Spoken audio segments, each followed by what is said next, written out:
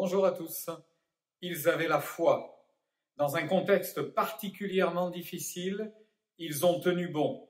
Et les propos qu'ils nous ont laissés au travers de différents passages de l'Écriture nous montrent ce que c'est qu'avoir la foi. Le premier exemple, nous l'avons dans l'Ancien Testament. Il s'agit de Ruth, une femme qui ne connaissait pas Dieu, qui a été à la découverte de Dieu au travers de sa belle famille.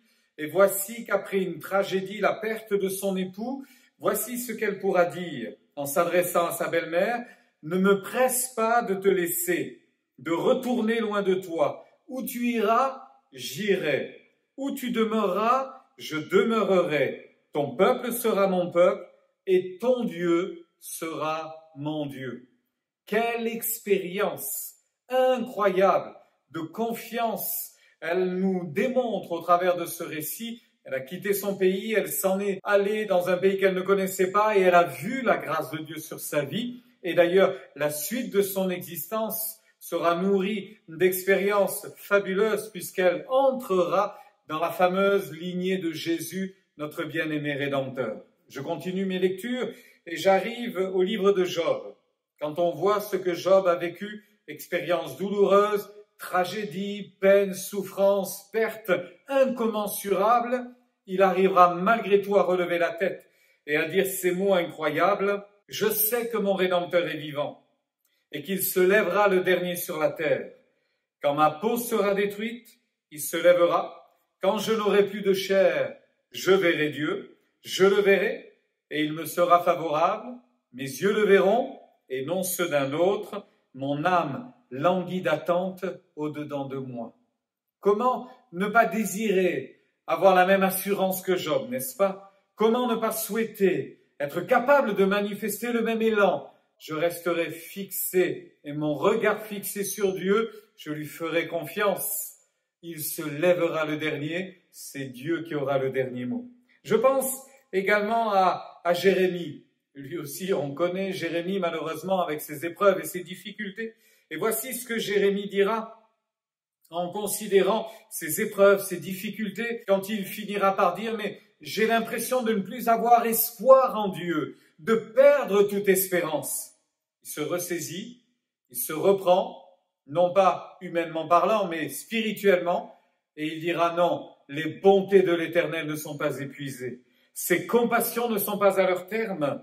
Elles se renouvellent chaque matin. Oh, que ta fidélité est grande, ô Éternel. » Voyez ce que procure la confiance en Dieu, malgré toutes les épreuves, savoir que demain sera meilleur. Je pense à ces trois amis de Daniel qui vont se trouver eux aussi dans une situation vraiment dangereuse. Ils risquent de mourir.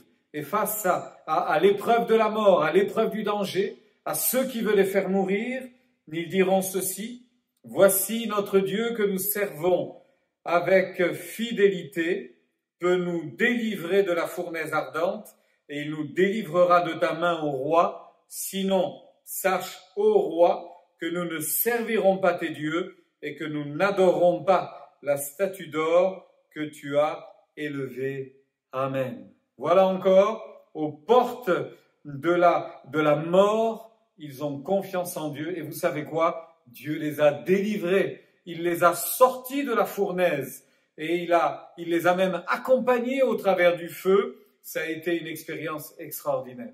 Je termine avec ce que Habakkuk va confesser lui également, et ça c'est quand même extraordinaire.